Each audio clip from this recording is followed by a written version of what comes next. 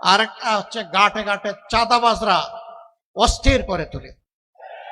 এই দুই কারণে কৃষক পায় না পণ্যের মূল্য, ক্রেতা পায় না ন্যায্য মূল্যে তার পণ্য। আমরা সেই চাঁদাবাজদেরকে নির্মূল করব ইনশাআল্লাহ। ভয় পেও না চাঁদাবাজ, তোমরাও এই সমাজের মানুষ।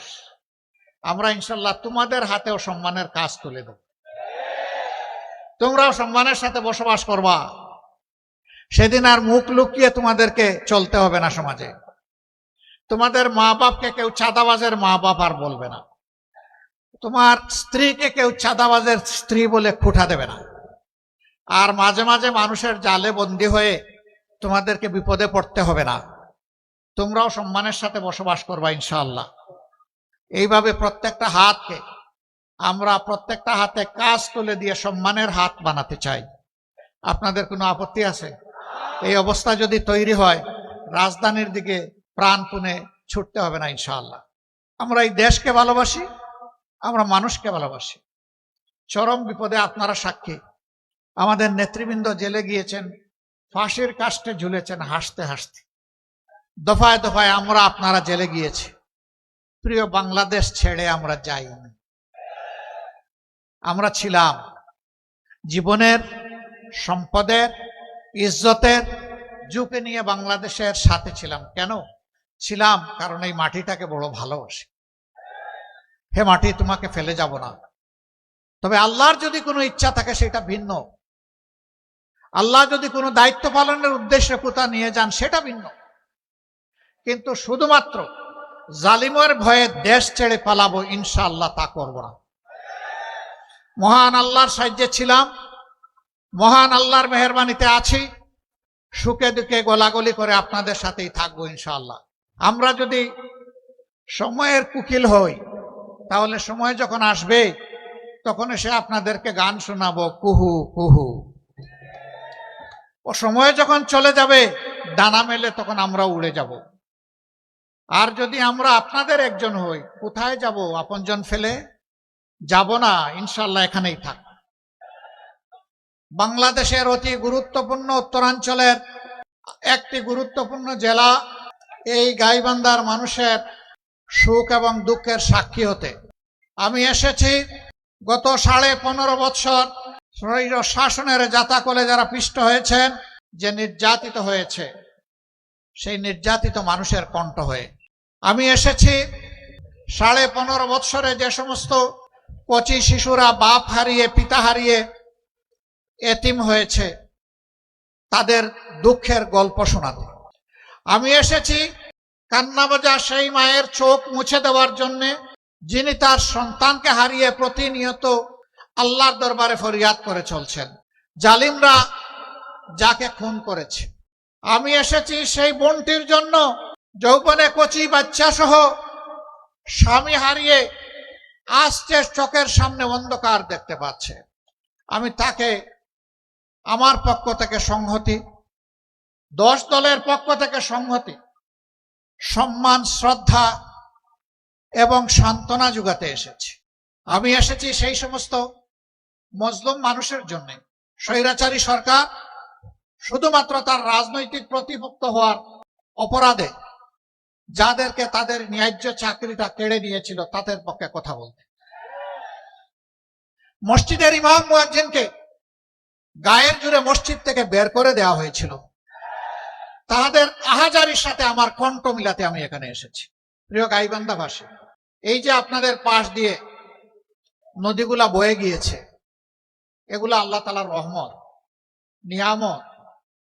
কিন্তু এই নিয়ামত গুলাকে অতীতের 54 বছরের সরকারগুলো সংরক্ষণ করেনি। এক সময় যে নদী দিয়ে জাহাজ চলতো, এই নদী দিয়ে এখন সাধারণ নৌকা চলাচল করতে পারে না। গতকাল ঢাকা থেকে যখন আসছিলাম, নিচের দিকে চেয়ে চেয়ে দেখলাম, আর আস্তে আস্তে চোখের কোনায় পানি জমে গেল। নদীর পানি উবে গিয়ে নদীগুলো এখন মরুভূমি, কঙ্কাল হয়ে পড়ে আছে। এই নদীগুলো আল্লাহর দান। 4টা বড় বড় নদী আল্লাহ তাআলা নর্থ বেঙ্গলের মানুষের জন্য নিয়ামত হিসাবে দান করেছিলেন। তিস্তা, ধরলা, করতোয়া এবং ব্রহ্মপুত্র, সবগুলা নদীর একই অবস্থা। নদীর অবস্থা হলো শরীরের রক্তনালীর মতো। রক্তনালী দিয়ে যদি রক্ত সঞ্চালন হয়, যে কোনো প্রাণী বা মানুষ বেঁচে থাকবে। কিন্তু যদি রক্তনালী বন্ধ হয়ে যায়, তাহলে শরীরের ওই অংশ মারা যাবে। আর ব্রেইনের যদি রক্তনালী বন্ধ হয়ে যায়, মানুষটাই মারা যাবে। আজকে কার্যত অতীতের সরকারগুলার উপেক্ষা, উদাসীনতা, অবহেলা গোটা নর্থ বেঙ্গলকে মৃত্যুর দিকে ঠেলে দিয়েছে। নদী মরে যাওয়া মানে আমাদের মাটি মরে যাওয়া, আমাদের মাটি মরে যাওয়া মানে আমাদের রিজেকের দুয়ার বন্ধ হয়ে যাওয়া। মহান আল্লাহর পর ভরসা করে আপনাদেরকে আমরা কথা দিচ্ছি, উত্তরবঙ্গের মানুষের নয়, শুধু বাংলাদেশের আপামর জনতার ভালোবাসা, দোয়া, সমর্থন এবং ভোট নিয়ে আমরা যদি সরকার গঠন করতে পারি, তাহলে নর্থ বেঙ্গলে প্রথমে আমাদের দৃষ্টি পড়বে মরা নদীগুলাদের উপর। নদীর জীবন ফিরে আসলে নর্থ বেঙ্গলের জীবন ফিরে আসবে ইনশাআল্লাহ। আমরা গোটা নর্থ বেঙ্গলকে একটা কৃষিভিত্তিক রাজধানীতে পরিণত করতে চাই। এখানকার মানুষ আসমানের আপেল খাওয়ার জন্য কারো কাছে দাবি জানায়নি। সহজ সরল জীবনযাপন, অল্পে তুষ্ট, কঠোর পরিশ্রমী। তাদেরকে তাদের পরিশ্রমের জায়গাটা তৈরি করে দিতে হবে। হাড় ভাঙ্গা পরিশ্রম করে এখন মাঠে আগের মতো ফসল ফলে না। সার দিতে দিতে জমির জান শেষ। এর মূল কারণ হচ্ছে ওই যে মিঠা পানির পরশ থেকে, স্পর্শ থেকে আমাদের মাটি, আমাদের জমি বঞ্চিত হয়ে পড়েছে। তিস্তা মহাপরিকল্পনার পাশাপাশি নদীগুলাকে জীবন দেওয়ার মহাপরিকল্পনা নেওয়া হবে ইনশাআল্লাহ। আমরা কারো লাল চক্ষুকে ভয় করি না ভাই, আমরা ভয় করি শুধু আল্লাহ রাব্বুল আলামিনকে। কোন আধিপত্যবাদের ছায়া বাংলাদেশে আমরা দেখতে চাই না। অবশ্যই বিশ্বের সকল সভ্য দেশের সাথে আমরা বন্ধুত্বের সম্পর্ক চাই। আমরা প্রতিবেশীদেরকে আমাদের প্রতিবেশী হিসাবে দেখতে চাই। আমরা কারো উপর খবরদারি করতে চাই না, আর কেউ এসে 56,000 বাংলাদেশের উপর খবরদারি করুক তাও দেখতে চাই না। আমাদের কথা একদম পরিষ্কার। 54 বছর যেই শাসন, যেই রাজনৈতিক ব্যবস্থা, যে বন্দোবস্ত দেশবাসীকে ফেসিবাদ উপহার দিয়েছে, এই শাসনও আমরা আর দেখতে চাই না। আমরা চাই তার আমূল পরিবর্তন। সেই আমূল পরিবর্তনের সময়টা আপনাদেরকে, দেশবাসীকে হাতছানি দিয়ে ডাকছে আগামী 12 তারিখ। একসাথে দুটি ভোট ইনশাআল্লাহ অনুষ্ঠিত হবে, গণভোট আর সাধারণ নির্বাচন। আমি বলবো গণভোট সফল হলে সাধারণ নির্বাচন সফল হবে। তাই গণভোটের পক্ষে হা বলতে হবে। জুলাই শহীদদের প্রতি সম্মান দেখানোর জন্য গণভোটের প্রতি হা বলতে হবে।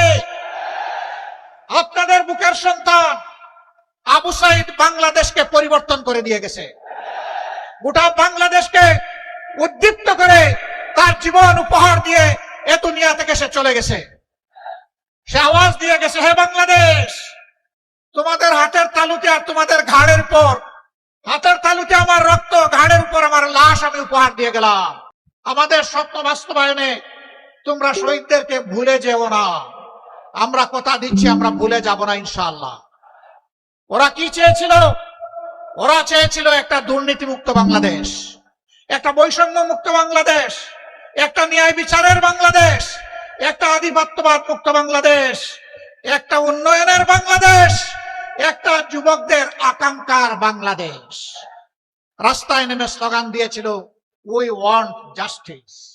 বুক পেতে দিয়ে বলেছিল, আমার অধিকার আমাকে দাও, নইলে আমাকে গুলি দাও।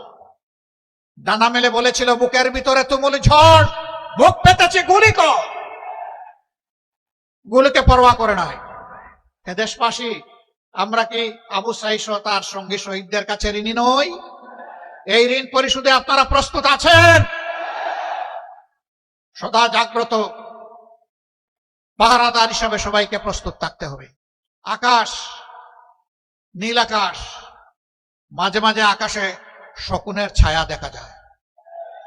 ওই শকুনের ছায়া যেন বাংলাদেশের মাটিতে পড়তে না পারে। আপনারা সাবধান থাকতে পারবেন তো? পরপর তিনটা নির্বাচন, 14, 18, 24।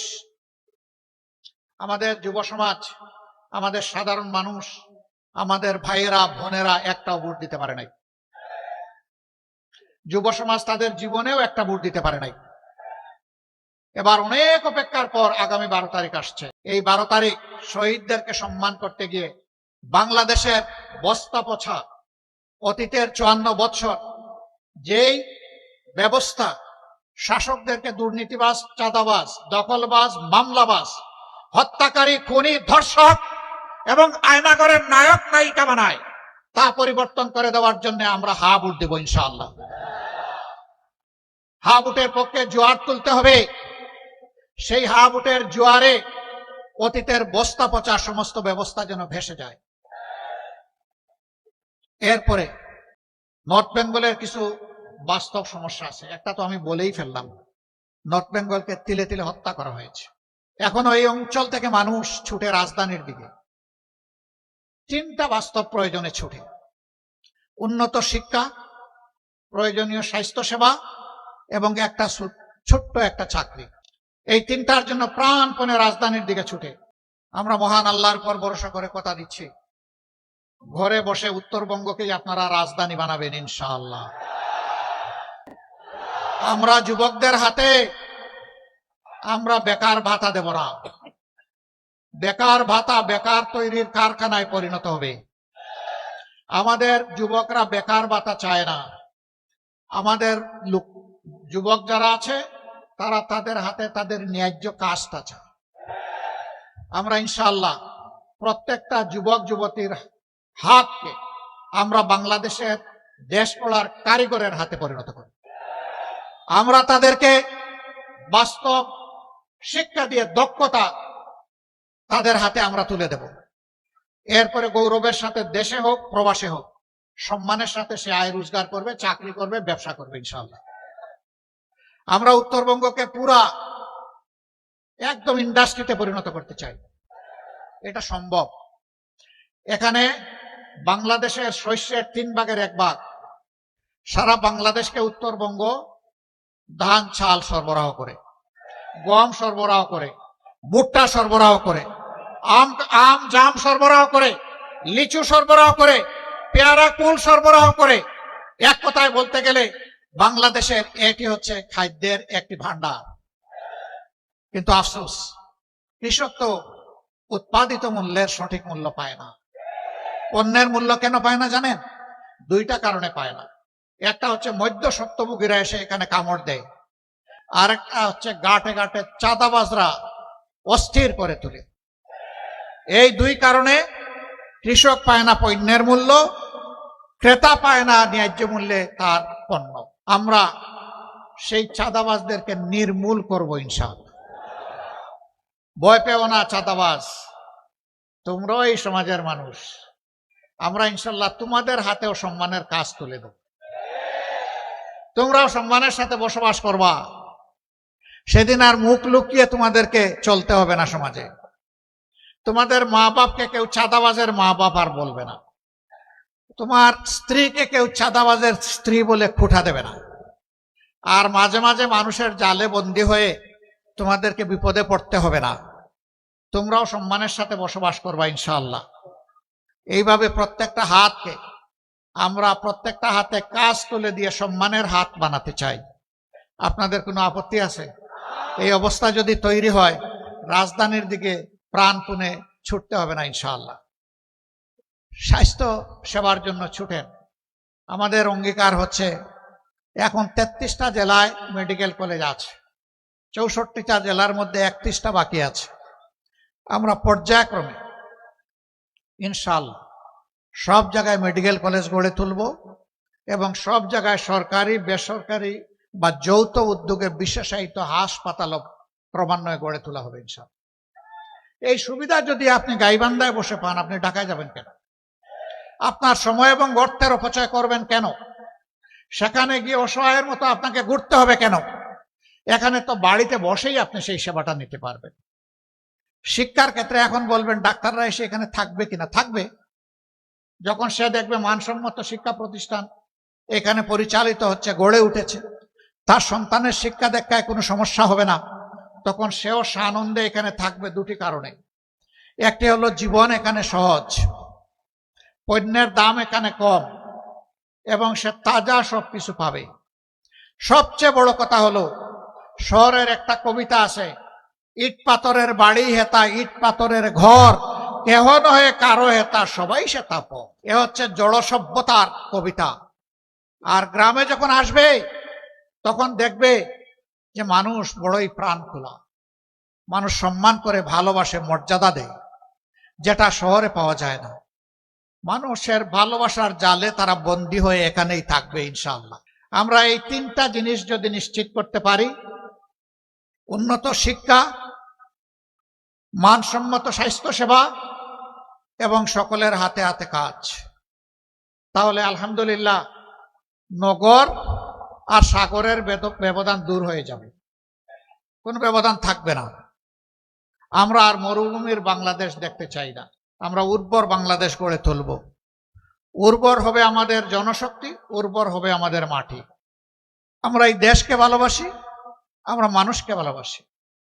চরম বিপদে আপনারা সাক্ষী, আমাদের নেতৃবৃন্দ জেলে গিয়েছেন, ফাঁসির কাস্টে ঝুলেছেন হাসতে হাসতে। দফায় দফায় আমরা আপনারা জেলে গিয়েছি, প্রিয় বাংলাদেশ ছেড়ে আমরা যাইনি। আমরা ছিলাম জীবনের, সম্পদের, ইজ্জতের ঝুঁকি নিয়ে বাংলাদেশের সাথে ছিলাম। কেন ছিলাম? কারণ এই মাটিটাকে বড় ভালোবাসি। হে মাটি, তোমাকে ফেলে যাব না। তবে আল্লাহর যদি কোনো ইচ্ছা থাকে সেটা ভিন্ন, আল্লাহ যদি কোনো দায়িত্ব পালনের উদ্দেশ্যে কোথা নিয়ে যান সেটা ভিন্ন, কিন্তু শুধুমাত্র জালিমের ভয়ে দেশ ছেড়ে পালাবো ইনশাআল্লাহ তা করব না। মহান আল্লাহর সাহায্যে ছিলাম, মহান আল্লাহর মেহেরবানিতে আছি, সুখে দুঃখে গোলাগুলি করে আপনাদের সাথেই থাকবো ইনশাআল্লাহ। আমরা যদি সময়ের কুকিল হই, তাহলে সময় যখন আসবে তখন এসে আপনাদেরকে গান শোনাবো কুহু কুহু। ও সময় যখন চলে যাবে ডানা মেলে তখন আমরা উড়ে যাব। আর যদি আমরা আপনাদের একজন হই, কোথায় যাব? আপনজন ফেলে যাব না, ইনশাআল্লাহ এখানেই থাক। জীবনে মরণে, সুখে দুঃখে মহান আল্লাহর উপর ভরসা করে আমরা একসাথে পথ চলবো ইনশাআল্লাহ। আমরা শিশুদের জন্য তাদের মেধা বিকাশের একটি বাংলাদেশ গড়তে চাই। তরুণ তরুণী, যুবক যুবতীদের জন্য আগামীর স্বপ্ন বাস্তবায়নের হাত হিসাবে তাদেরকে গড়ে তুলতে চাই। আমাদের মায়েদের জন্য ঘরে, চলাচলে এবং কর্মস্থলে শতভাগ সম্মান এবং নিরাপত্তা নিশ্চিত করতে চাই। আমাদের জীবনের চাইতে আমাদের মায়ের সম্মান আমাদের কাছে অনেক দামি। ইনশাআল্লাহ আমাদের সকল মেধা যোগ্যতা দিয়ে মায়েদের সম্মানকে আমরা নিশ্চিত করব ইনশাআল্লাহ। তারা দেশ গড়ার কাজে সমান তালে, যোগ্যতা এবং প্রয়োজন মোতাবেক তারাও আমাদের সাথে অবদান রাখবে।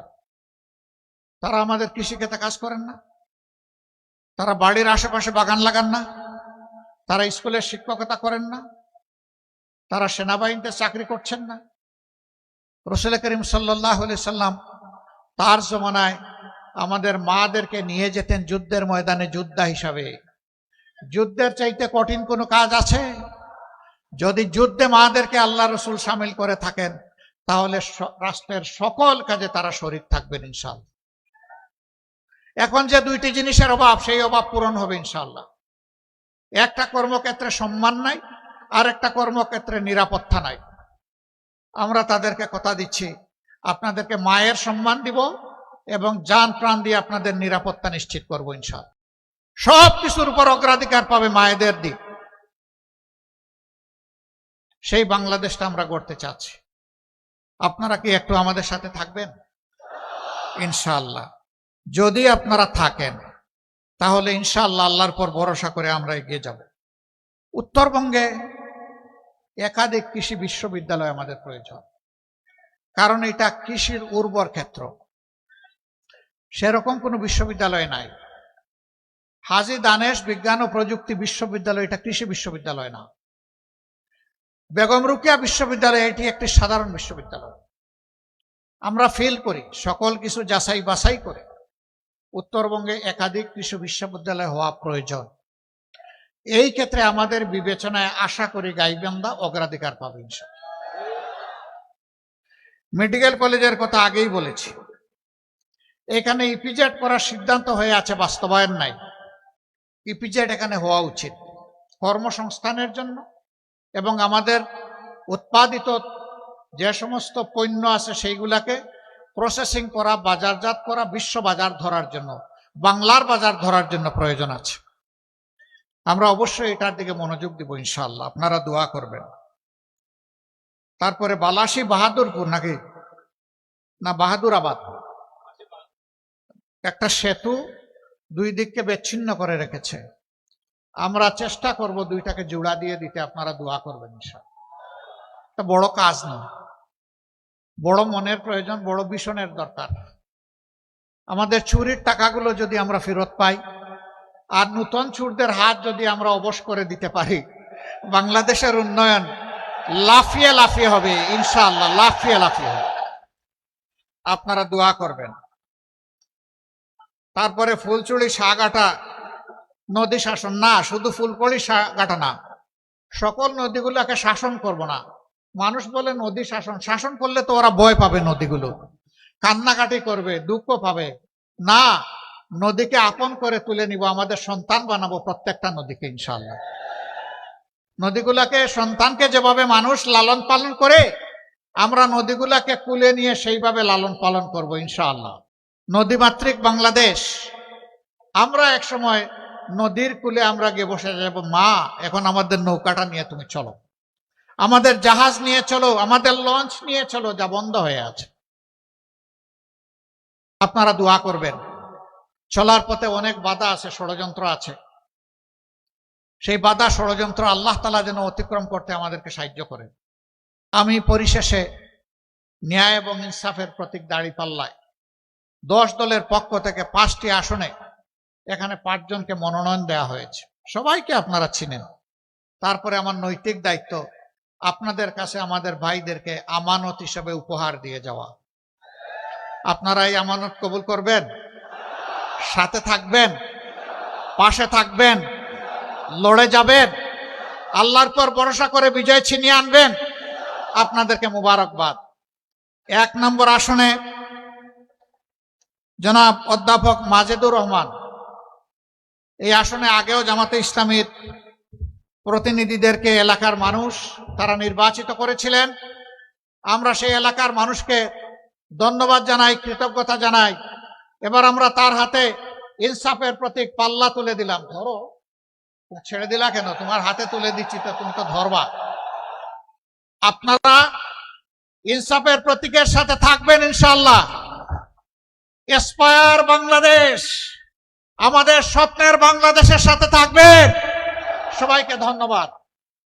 2 নম্বর আসনে সদরের আসন, ইনিও সাবেক উপজেলা চেয়ারম্যান, আরেকজন সাবেক উপজেলা চেয়ারম্যান, যিনি গাইবান্ধা জেলার সম্মানিত আমির জনাব আব্দুল করিম, তার হাতে আমরা ইনসাফের প্রতীক তুলে দিলাম।